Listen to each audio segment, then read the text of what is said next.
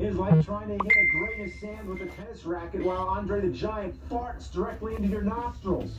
Steel Cage Challenge, well, it has a steel cage mode. If you like glimpsing the wrestlers through the cage, What? Get the cage out of the way, I can't see anything.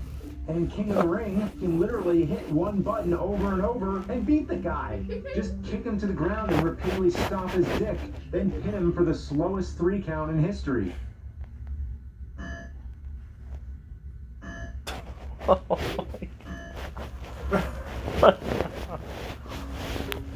long am I going to be cursed to walk this earth and play LJN games? When are they going to run out? You know how I feel about these wastes of plastic and circuitry, but guess what? They made WWF games for the Super Nintendo too.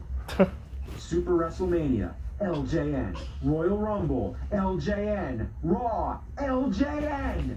It doesn't matter if it's 8-bit or 16-bit, I still have no idea what I'm doing. I hit every button and mash them as fast as I can, but the computer always ends up beating me.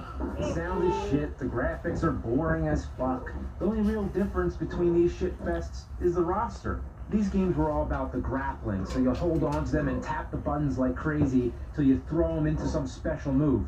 That's what these were all about. They're exactly what you'd expect from LJN, and Vince McMahon should be ashamed of himself for whoring out his product to such inept game designers. Oh, these games are an insult to wrestlers, they're an insult to wrestling fans, and they're an insult to gamers in general. However, thankfully, there is a WWF game on the Super Nintendo that's not made by LJN. WrestleMania, the arcade game by Midway Clink. I didn't even see where it went. Oh, nice. Feel than the others. As a matter of fact, it's kind of fun. It goes with the digitized graphics that Midway games That one's awesome. back then. Oh, yeah? Sure, it's got problems, but the control's pretty fluid and doesn't take itself too seriously. It plays pretty close to Mortal Kombat with strong weak punch and all that. There's even crazy special attacks like the Undertaker shooting out ghosts and slamming you with gravestones. This feels like a game. It's still fairly difficult, especially when you play for the World Wrestling Federation Championship. In that mode, you fight 2 guys at a time, and it's cheap. The computer just gangs up and beats the fuck out of you until you're dead. This mode sucks, but not worse than other games I played. If you want something more like a regular game, stick to the Intercontinental Championship. That's fun to say 3 times fast. The game is over the top and feels like a cross between Mortal Kombat and NBA Jam. Also, it has Vince McMahon himself doing the commentary. There is one problem with the game, that it has a weak roster, with only 6 different characters, and none that I really care for that much, except for The Undertaker. I mean, there's Bret Hart too, but come on, who wants to play as Lex Luger or Doink? Surprisingly, the Genesis version has more characters, adding Bam Bam Bigelow and Yokozuna, but the graphics and sound aren't as good as the Super Nintendo version. But if you have to pick up a WWF game, I'd recommend this one on either system. It even came out on 32X, if you're into that heap of shit. Wow, it's nice to play something decent for once. But now I'm gonna fuck that up. Kinda like putting on a new pair of underwear and then taking a shit in it right away. This is Super Brawl. It's WCW, so it's a little change of pace and a little different. Also, it's not LJN, so maybe it won't be that bad. Well, the sound is pretty good. Clear voice sample, nice colorful logo. We're off to an alright start. Not really right now. I guess, sure. Okay, I get it. What? He's wearing shorts that are the same color as his skin for some reason. Like he's wearing yellow shorts, but they made all his skin yellow. Makes no sense, but it looks like he's fucking naked. It's totally like he's naked. Look. He looks like I'm naked. That's the first thing I noticed when I saw it too. It looks like Visible needs. it looks like he's got a tiny little dingler there. And it's just... I don't know who the fuck most of these guys are, and they have no names. Who are these people? They just shout random slogans at me and move at about 2 frames per second. Whatever, I'll pick Ric Flair. And of course, he controls like ass. The punches take almost a full second delay. And seriously, why does everyone walk around like there's shit caked up their ass? This piece of shit, I'm sorry. Let me tell you something, brother. This game is the worst there is, the worst there was, and the worst there ever will be. Nice. Woo!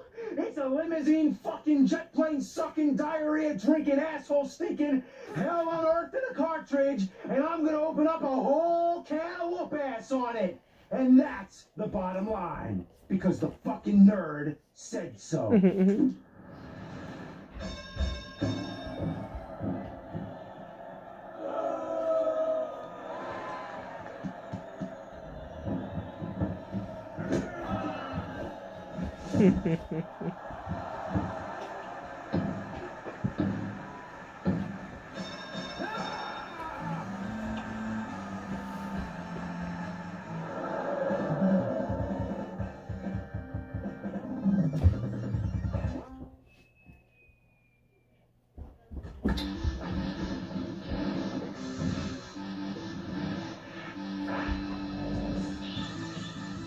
Okay.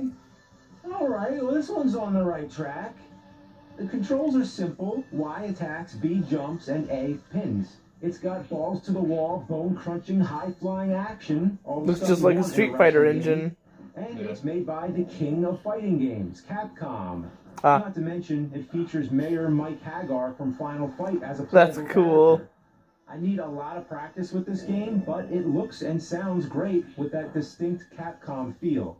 Seriously, why couldn't they give all the WWF games to Capcom instead of giving 6 of them to one of the worst video game companies in existence? Probably because Capcom was charging too much. LJN made the toys too, and those fucking sucked also.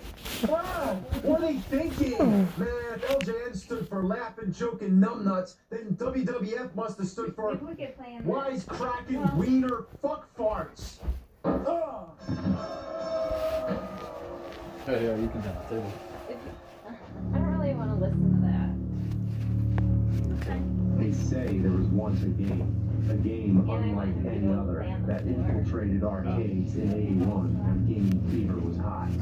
It captivated the youth, who lined up in a magnetic trance to play it at a price more than any coins were worth.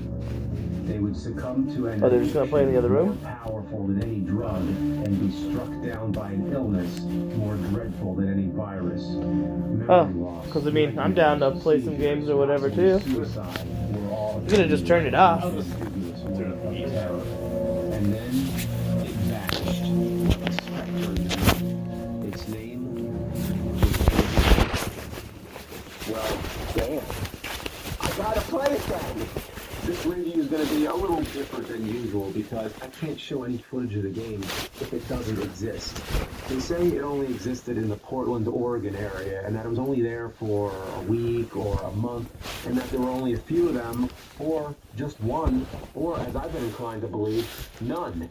It breaks the rarity scale. It's so rare it probably never existed. But nobody really knows for sure, or those who know can't prove it. Much of the myth could be explained with facts. There was a game called Polyplay in '85, which may be what people are actually remembering.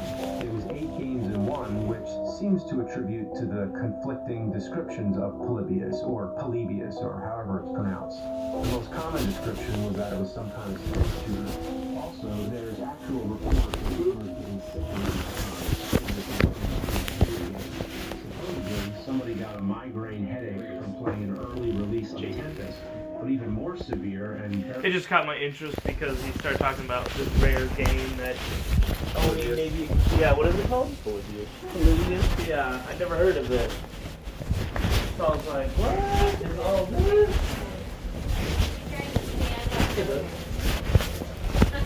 He's trying to what? Stand up. What he's been working on right now is standing up. That's all I want to do. Oh, that's cool. He's trying to... I know, buddy. I know.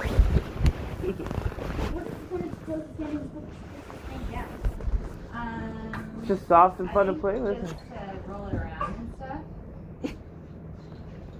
Yeah, well, that car's also from... That's the Orby ball, right? Oh, what's that? The foamy... The part of the top of the car, or the yellow squishy part. I think those are called like Orby balls or something like that, because I think that's just the car that they made after they started making their balls, or that's what I always assumed. What is Orby? It's just that without that thing.